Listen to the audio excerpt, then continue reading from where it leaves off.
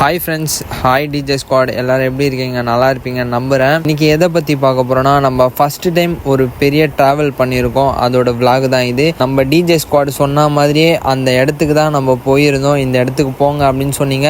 சொன்ன மாதிரியே அந்த இடத்துக்கு தான் நம்ம ஃபஸ்ட்டு ட்ராவல் பண்ணி அந்த பிளேஸை தான் நம்ம போய் விலாக் எடுத்து போட்டிருக்கோம். நீங்கள் கொடுக்குற இந்த லவ் அண்ட் சப்போர்ட்னால தான் என்னால் அவ்வளோ தூரம் ட்ராவல் பண்ணி என்னால் போக முடிஞ்சுது. இன்னும் மேலும் எனக்கு உங்களுடைய லவ் அண்ட் சப்போர்ட்டை அதிகமாக தரணும், அந்த நம்பிக்கை எனக்கு இருக்குது. வாங்க வீடியோக்குள்ளே போகலாம். இந்த விலாகில் நம்ம ஸ்டார்டிங்லேருந்து எண்டு வரைக்கும் நான் ஃபுல்லாகவே சொல்லிடுறேன். ஏன்னா நம்ம கிட்ட கோப்ரோ இல்லை, அதனால் என்னால் சரியாக விலாக் எடுக்க முடியல. நான் ஃபோனில் தான் எடுத்தேன்.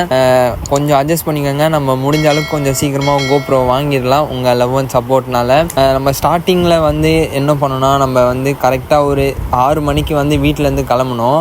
6 மணிக்கு கிளம்பும் போது வீட்டு பக்கத்துலேயே இருக்க இந்த கோயிலில் தான் ஃபஸ்ட்டு நம்ம பூஜையை போட்டுட்டு அங்கேருந்து பக்கத்துலேயே பெட்ரோல் பங்க் இருந்தது. அந்த பெட்ரோல் பங்கில் டேங்கை ஃபுல் பண்ணிவிட்டு அதுக்கப்புறம் ரைடை ஸ்டார்ட் பண்ணோம். ஒரு வழியாக ரைடை ஸ்டார்ட் பண்ணதுக்கப்புறம் எல்லாருமே செம்ம வைபாக கிளம்பணும். ஃபஸ்ட் டைம் போகிறதுனால என்ன ஆச்சு, ஒரு 300 கிலோமீட்டர்ஸ் நாங்கள் ட்ராவல் பண்ணி போயிட்டோம்.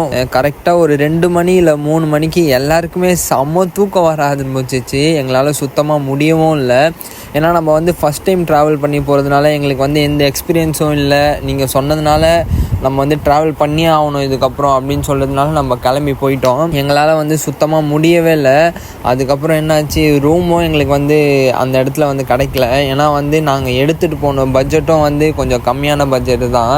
ஏன்னா நாங்கள் போனது ஒரு 2 வண்டியில் 4 பேர் போயிருந்தோம். அதனால என்னாச்சு, கிடைக்கிற இடத்துல படுத்துட்டு ஒரு பஸ் ஸ்டாண்ட் மாதிரி இருந்தது. அப்புறம் ஒரு டீ கடையில் போயிட்டு டீயை குடித்தோம். அப்போவும் எங்களுக்கு தூக்கம் தெளிவும் இல்லை. சரி, இதை விடக்கூடாது, நம்ம எப்படியாவது கிளம்பி அங்கே ஊட்டிக்கு போய் சேர்ந்துடணும் அப்படின்னு சொல்லிட்டு கரெக்டாக ஒரு 7 மணிக்கு நாங்கள் ஊட்டி மலை மேலே ஏறுறோம். அதுக்கப்புறம் மலை மேலே ஏறினதுக்கப்புறம் ஒரு போலீஸ் அண்ணாக்கிட்ட ரூம் இங்கே கிடைக்குமா அப்படின்னு சொல்லிட்டு கேட்டோம். இப்போ சீசன் டைம்ப்பா, ஊட்டியில் ரூம் கிடைக்கிறது கஷ்டம், ரேட்லாம் நிறைய சொல்லுவாங்க அப்படின்னு சொல்லி சொன்னாங்க. சரி போகலாம், போய் என்னதான் ஆகுதுன்னு பார்க்கலாம் அப்படின்னு சொல்லிட்டு நாங்களும் மேலே போயிட்டோம். ஊட்டிக்கு மேலே போனதுக்கப்புறம் என்னாச்சு, அதுக்கப்புறம் ஒரு ரூம் கிடச்சிது எங்களுக்கு. 1 டேக்கு 24 ஹவர்ஸ்க்கு 3000 சொல்லியிருந்தாங்க. நாங்கள் அங்கே 2 டேஸ் பேக்கேஜாக போட்டோம். 2 டேஸுக்கு எங்களுக்கு 6000 வந்தது. ஆனால் அது கம்மி பண்ணி எங்களுக்கு 5000 பண்ணி கொடுத்தாங்க. அந்த அண்ணனும் எங்ககிட்ட ரொம்ப நல்லா பேசினார். அப்புறம் ஒரு 1000 கம்மி பண்ணி கொடுத்தாரு. 2 நாள் அங்கே செம்ம ஜாலியாக சுற்றணும். ஃபஸ்ட் நாள் போகும்போது எல்லோரும் போய் படுத்து நல்லா தூங்கிட்டோம். தூங்கினதுக்கப்புறம் ஒரு 5 மணிக்காக தான் எழுந்துச்சு. அங்கே ஒரு கர்நாடகா கார்டன் சொல்லிட்டு ஒன்று இருந்தது. ஃபஸ்ட்டு நம்ம அங்கே தான் போய் சுற்றி பார்த்தோம். இடம் நல்லா இருந்தது. அங்கே போட்டிங்லாம் இருந்தது. அந்த போட்டிங் நாங்கள் போன டைம் 6 மணிக்கு மேலே ஆயிடுச்சு.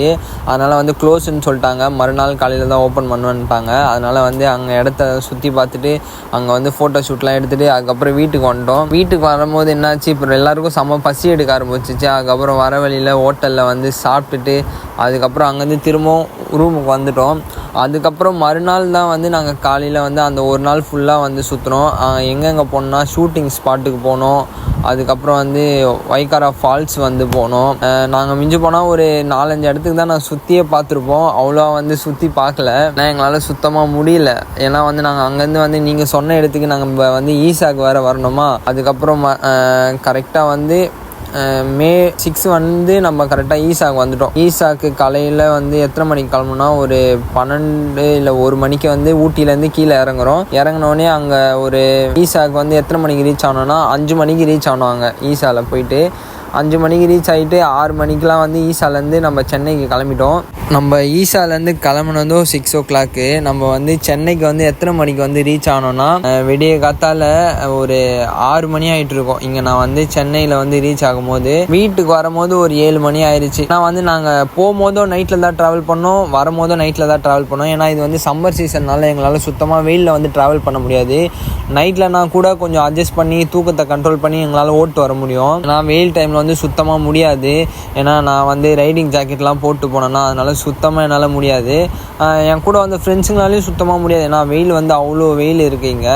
நாங்கள் ஊட்டிலேருந்து கீழே இறங்கும் போதே எங்களுக்கு என்னடா மேலே இருக்கும்போது அவ்வளோ ஜில்லுன்னு இருந்ததே, கீழே இறங்கும் போது இவ்வளோ வெயிலாக இருக்கே அப்படின்னு சொல்லிட்டு ரொம்ப வெறுத்துட்டோம். அங்கே இருந்து கிளம்பி வர்றதுக்கு எங்களுக்கு மனசே இல்லை. அப்புறம் பேசிட்டு ஒரு வழியாக சென்னை சேர்ந்துட்டோம். இந்த விளாக் எப்படி இருக்குன்னு மறக்காமல் கமெண்டில் சொல்லுங்கள்.